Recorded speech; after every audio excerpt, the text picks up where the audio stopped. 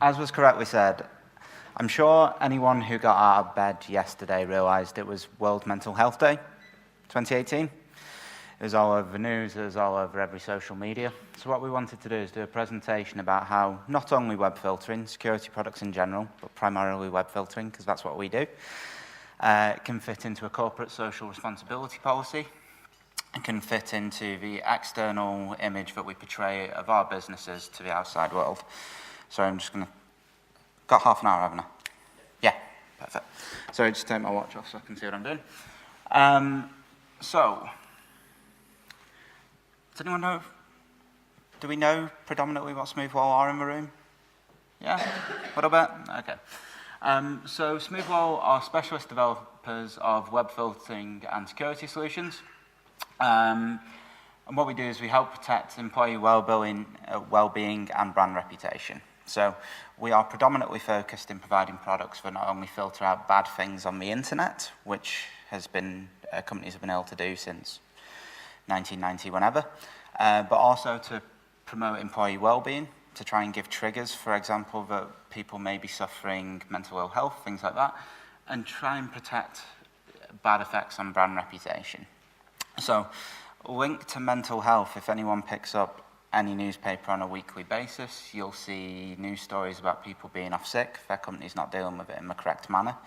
In the very, very extreme cases, we see acts of violence from employees who should have been protected better from companies, or members of the public using internal IT systems of people like restaurants, health clubs, all that sort of stuff. Okay, so once that thing hits the newspaper, it's too late, it's too far gone. Okay, so what we want to talk a little bit about is how we can stop those things before they actually develop into problems, possibly how we can put in early intervention strategies using web filtering platforms. So a little bit about Smoothwall, first and foremost. We're a market leader within this field of technology. We have bases in the UK and the US, partners over in 60 countries around the globe.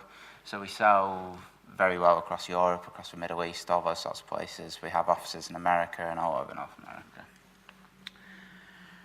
We provide web security, web filtering products.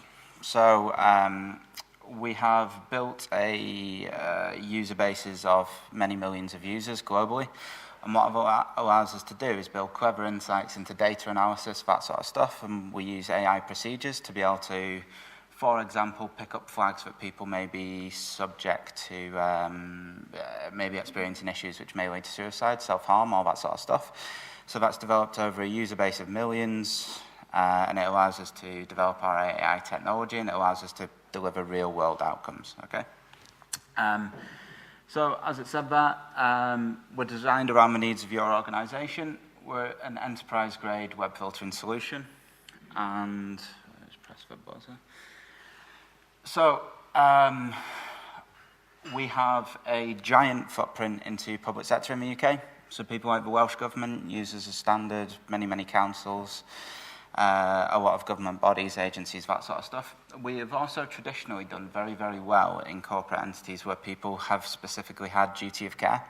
So, and have been worried about brand damage and that sort of thing. So you can see there's people like McDonald's on there and Smeg and people who, if something went wrong, something would very, very quickly hit the papers. And what we're finding in recent years is it used to be when you went into one of these big multinational businesses, they'd say, yes, we really, really care about this. When you went into SME, sometimes not so much, completely honestly. They just didn't believe that this was happening in their organizations. They didn't believe if something bad did happen that anything would come of it, okay?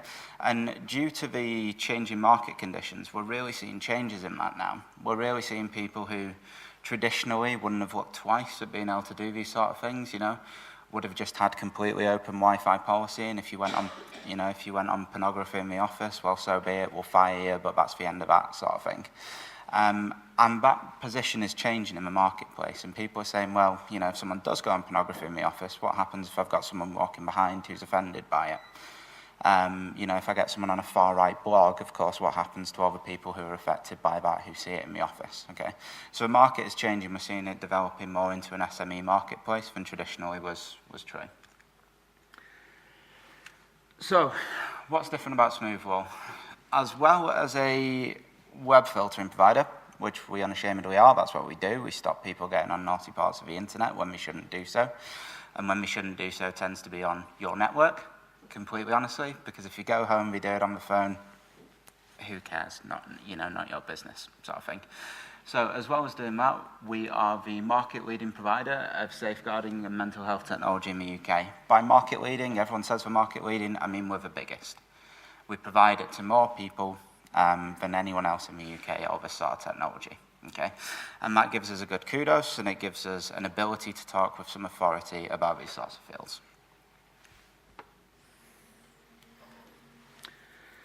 So, statistics. A few people, when we do these sorts of presentations, will sit there and go, yeah, but not really. Sort of, I get the point, but honestly, does it happen? So just a few statistics on the board there. According to UK workforce surveys, about 17% of people right now are not performing at their best due to stress, anxiety, or depression. The cost of that for a business, especially a small business, can be immense. Especially considering a lot of the people who are suffering from stress, anxiety, they tend to be people who are higher up the organisational structure. And they tend to be people with huge amounts of responsibility. And if one of your directors just chooses not to do his best effort because I'm too stressed to do it, then that can have real knockdown impacts on a business. Only 20% of people would tell their boss if they're overly stressed at work.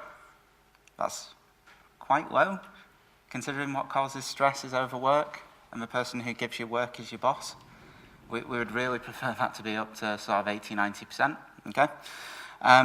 Over 50% of people at work with mental health disorder do not tell their employee, okay? So this is something that's not routinely being passed on to us. It's something that somehow we have to discover. And it's something that's, because, there are laws that say we have to account for mental health. We have to account for people's mental well-being. And people aren't telling us. So we have to have ways that we can discover these things and we can act appropriately. Because unfortunately, someone not telling us we didn't have depression doesn't mean we don't have to act on it in a legal sense. So the other reason we should care about this is the physical lost days, the financial loss to businesses. So we have about 12.5 million working days lost in 2016-17. If anyone's wondering, 17-18 figures aren't published yet. Apologies. There are about 34 million employees in the UK.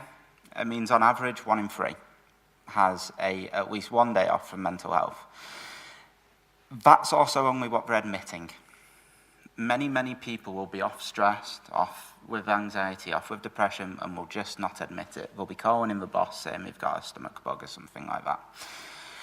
If you couple that with the fact that actually mental health, anxiety, and depression are the #1 cause of long-term absentee. So long-term absentee is defined by over 5 days.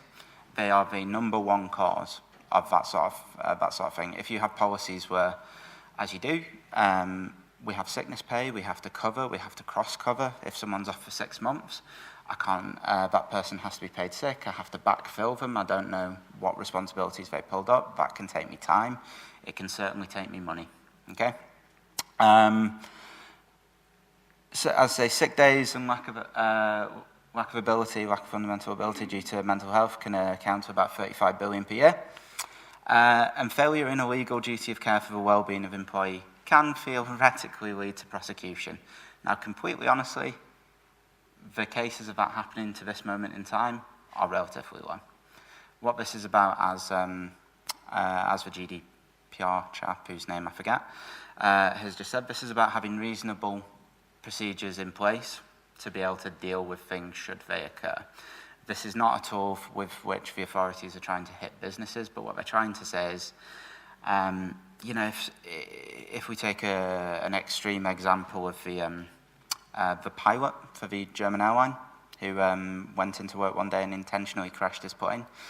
What, for example, if that pilot had been on a company iPad Googling methods of suicide, I want to kill myself, something like that morning, and it was predictable perhaps that this behaviour could have occurred, and it was possible that the company could have intervened and seen it. They could have made the co-pilot fly the plane, something like that.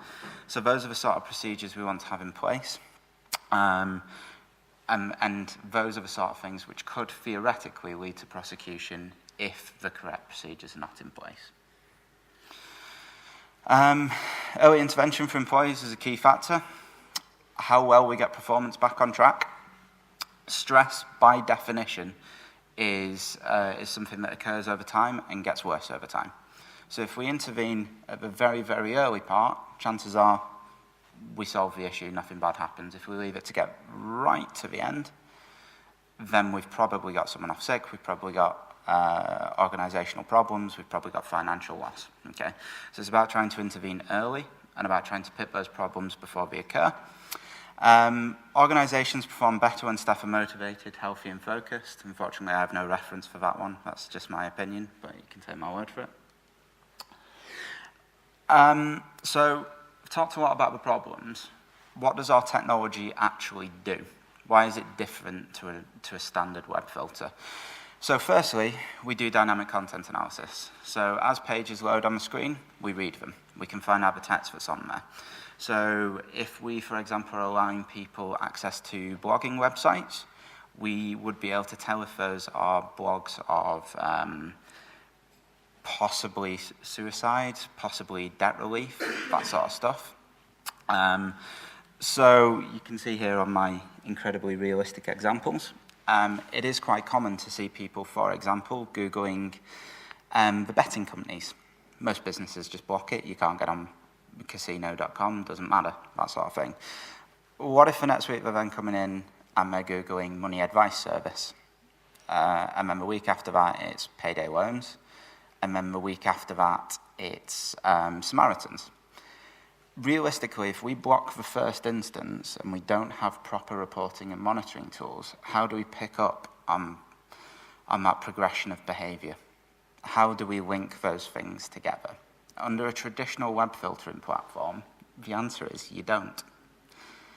And if we could have perhaps intervened at the stage where the person is Googling the payday loans and we could say, hey, you know, come on, arm around the shoulder type job, is there anything you need help on? You know, could we advance 1 week's wages as something that we as a business, we as an organisation can do to solve this problem? It is something that we can start to act on, and it's something that we can start to show that we care about our employees, we care about what happens to them outside of the world. It builds brand, it builds loyalty to a business, and it helps the people that we're set out to help. Okay? And these are real world examples. These are not things we make up. These are things that happen every single day. You know, money advice, especially in the current economic climate, is a huge indicator of mental health. It's a huge indicator. And it's a huge indicator of people being off sick. And it's a huge indicator of people leaving jobs and that sort of stuff and life spiraling out of control. Okay? So, why now is the question I suspect a few are asking. Web filtering has changed, and it's changed so rapidly, even in the time I've been in the industry. A few of you may notice I actually wasn't around in the web filtering game in the 1980s, completely honestly. But in the early days of web filtering, people had nothing. You know, even when I started working in this industry, people in schools had nothing. If children went and they wanted to go on pornography, they went on pornography. And the teacher walked past, and if she saw it, she shouted at them, and that was it. Okay? You know, back in the 1990s, most corporate environments were just using firewalls. You know, you can block out these 20 URLs as a list that I've manually entered into my firewall, no problem. As we got into the 2000s, we started talking about things like being able to decrypt HTTPS traffic, you know, being able to look inside encrypted packets and see what's in there. And people started to plump for dedicated web filtering platforms, or at the very least, firewalls that provided a decent web filtering platform. But firewalls that provided a bad web filtering platform started to ease out of that marketplace and started saying, you know, that's not really what we do anymore. All that sort of stuff. As we move towards 2010s and later, we will see a push towards monitoring. All the legislation is going this way. All the news is going this way. All the public opinion is going this way. It is now beholden on companies to do more than just block people from going on bad I do apologise from just going on bad things on the things we provide. We provide a laptop, we provide an internet connection. We are now asked to be responsible for more than just the fact that they don't behave poorly. We're being asked to cater for mental needs, not only the mental needs of the person on the laptop, the person around them. This market will start to emerge, and it will broaden vastly from just web filtering. It will broaden into almost all aspects of business. It will involve IT and non-IT.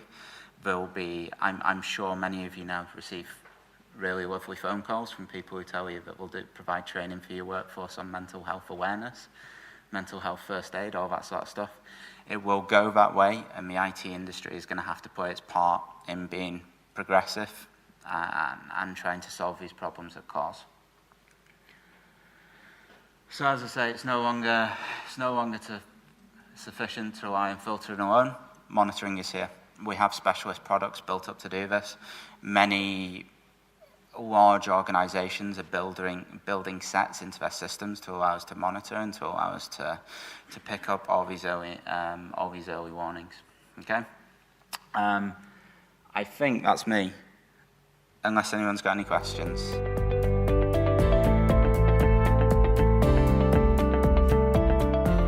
So, with something like safeguarding monitoring, there's no legal framework that says you must have a monitoring system. But what there is something that says I have duty of care to my employees, I have duty to take reasonable care of my customers. And again, it could be argued, in if the pilot isn't the only one, a number of these cases where we've had employees behave poorly, employees at restaurants, for example. There's one at Subway for a bucket of, I think it was cola, over someone in the shop last week. We have to take reasonable steps to ensure that our customers and our employees are not put at undue risk, are caused undue harm. And this is one of the technologies that we can use to do that. And again, we don't know the backstory, but if we have a case of a suicide in a work environment, something like that, normally suicides are predicated by many steps. Someone doesn't just wake up in the morning and do it. And if we could have picked up on one of those cases beforehand, and we could have stopped loss of life, we could have stopped harm, then that is something we should have done. And I think intrinsically most people would think that's something we should have done as an employee. And certainly when the Daily Mail gets hold of it, they'll think it's something you should have done. So that's the sort of technology that's being built in to the web filtering marketplace. Having said that, we still do other web filtering too. It's not like we stop doing that and we just say let it all go and we'll just monitor it and all that stuff. But it's part of a new and developing marketplace.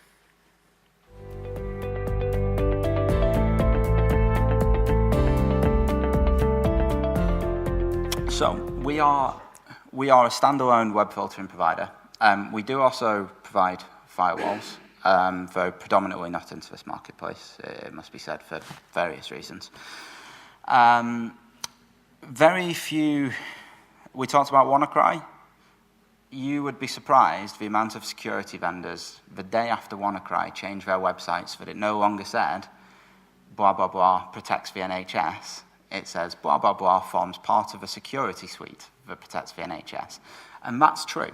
You've got guys from Smoothwall and Mimecast here today who form part of a security suite. And Smoothwall forms part of that suite. So it does the web control, it also does this.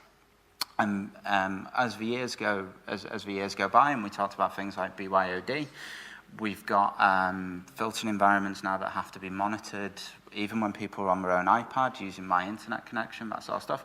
So it forms part of a holistic suite, which may involve a Smoothwall firewall, a Mimecast email, whatever it happens to be.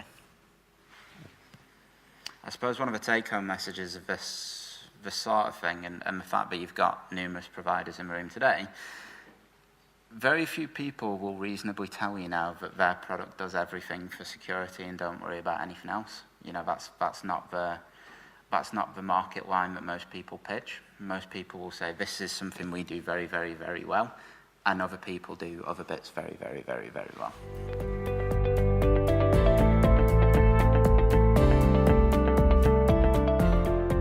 Yes, is the answer. And in certain environments for police, where we do have, and I'm not sure of the makeup of the room at the minute, but where we do have people who offer public Wi-Fi, so you may be a coffee shop or whatever it happens to be, people will use either work Wi-Fi or public Wi-Fi because we believe it's not monitored.